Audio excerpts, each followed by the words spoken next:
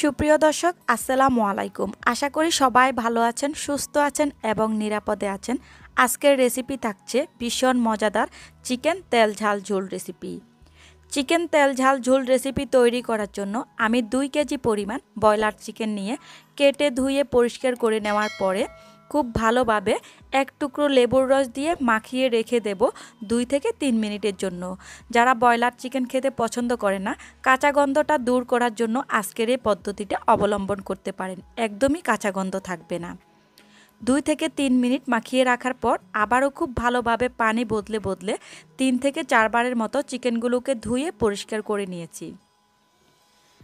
সকলকে অনুরোধ করব একটি লাইক দিয়ে দিতে ভুলবেন না। রেসিপি ভালো লাগলে অবশ্যই লাইক, কমেন্ট অ্যান্ড শেয়ার করে দেবেন। রেসিপিস বাই নাবিল মামাম চ্যানেলটিকে সাবস্ক্রাইব করে সামনে এগিয়ে যাওয়ার জন্য উৎসাহ দেবেন। চিকেনগুলোকে এখন আমি তেলে ভাজার জন্য মাখিয়ে নেব। পরিমাণ মতো লবণ, হলুদ আর এক টুকরো পরিমাণ লেবুর রস দিয়ে খুব ভালোভাবে মাখিয়ে 5 মিনিটের জন্য ম্যারিনেট করে রেখে দেব। লেবুর রসটা আবারও দেওয়ার কারণ হচ্ছে চিকেনটা অনেক বেশি জুসি হবে আর একদমই চিকেনের যে ব্রয়লার চিকেনের যে একটা গন্ধ থাকে সেটা একদমই আসবে না। আজকের রেসিপি ফলো করে তৈরি করে দেখতে পারেন। যারা ব্রয়লার চিকেন খেতে পছন্দ করে না তারাও খেতে পারবেন। 5 মিনিট পর চিকেনগুলোকে আমি তেলে ভেজে নেব।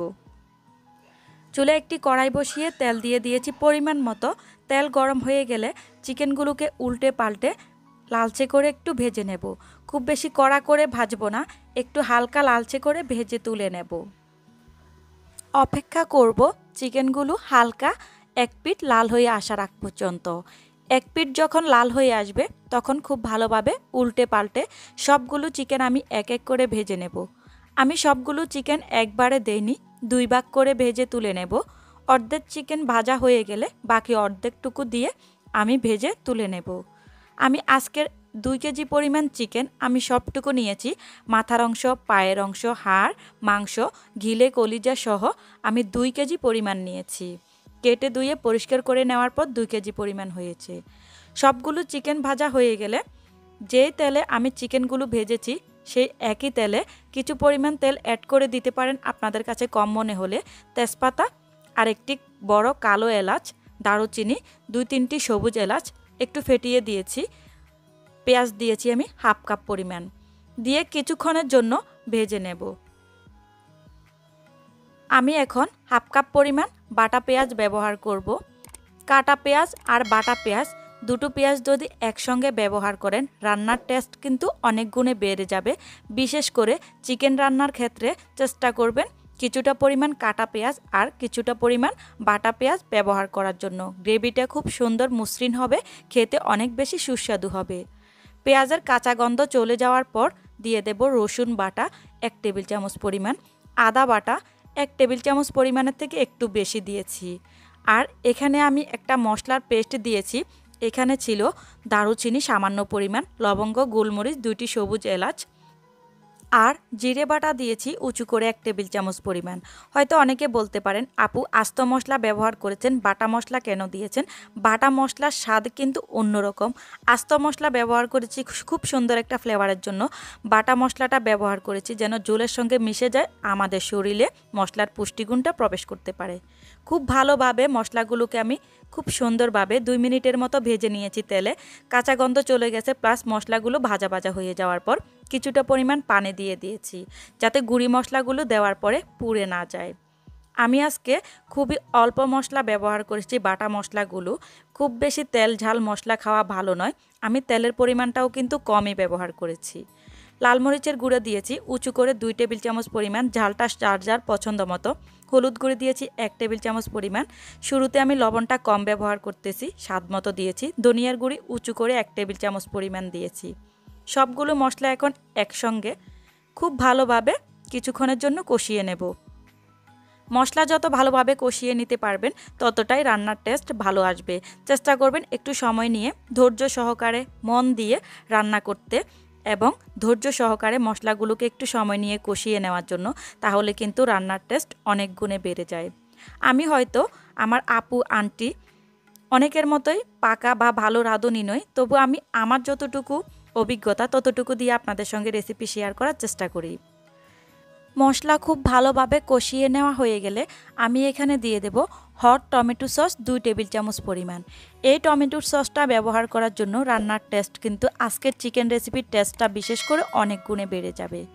সসটা দেওয়ার পর আবারও খুব ভালোভাবে 2 মিনিটের মতো মশলাটা কষিয়ে নেওয়া হয়ে গেলে সম্পূর্ণভাবে মশলা কষিয়ে নেওয়ার পর আমি এখন চিকেনগুলো দিয়ে দেব। চিকেনগুলো দিয়ে দেওয়ার পর খুব ভালোভাবে নেড়েচেড়ে মশলার সঙ্গে সম্পূর্ণ চিকেনগুলো উল্টে পাল্টে মিশিয়ে 2 মিনিটের মতো আবারও চিকেন মশলা একসঙ্গে ভেজে নেব। আজকের রেসিপি ফলো করলে যারা ব্রয়লার চিকেন খেতে পছন্দ করেন না তারাও খেতে পারবেন।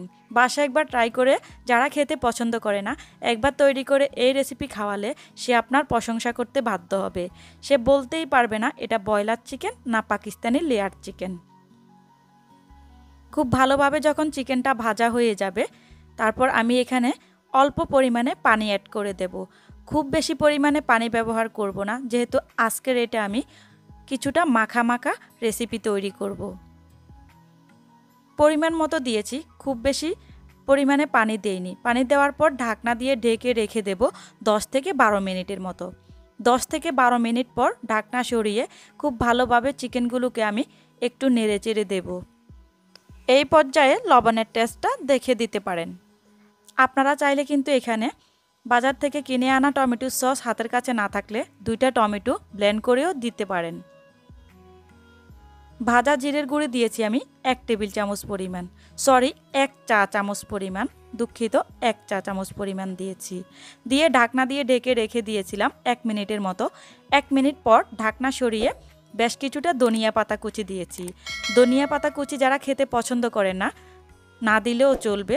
যারা খেতে পছন্দ করেন দিয়ে দেখতে পারেন, রান্নার টেস্ট অনেক গুণে বেড়ে যাবে, খুব সুন্দর একটা ফ্লেভার আসবে। ধনিয়া পাতা কুচি দেওয়ার পর আবার 1 মিনিটের মতো ঢাকনা দিয়ে রান্না করে নেওয়ার পরে হালকা একটু নেড়েচেড়ে চুলাটা বন্ধ করে দেব। এই রেসিপিটা রুটি, পরোটা, গরম গরম ভাতের সঙ্গে, পোলাওয়ের সঙ্গে খেতে অসম্ভব ভালো লাগবে। বাসায় একবার ট্রাই করার অনুরোধ রইল। আজকের চিকেন রেসিপি কেমন হয়েছে কমেন্ট বক্সে অবশ্যই জানাতে ভুলবেন না। রেসিপি ভালো লাগলে লাইক, কমেন্ট অ্যান্ড শেয়ার করে দিবেন। ভুল ত্রুটি হলে প্লিজ ক্ষমা সুন্দর দৃষ্টিতে দেখবেন। কথায় কাজে হয়তো আমাদের নিজের অজান্তেও অনেক ভুল হয়ে যেতে পারে, তবুও বলছি প্লিজ ক্ষমা সুন্দর দৃষ্টিতে দেখবেন। আমার চ্যানেলটিকে সাপোর্ট করবেন, সামনে এগিয়ে যাওয়ার জন্য উৎসাহ দেবেন। ভালো থাকবেন, সুস্থ থাকবেন। আল্লাহ হাফেজ। আসসালামু আলাইকুম।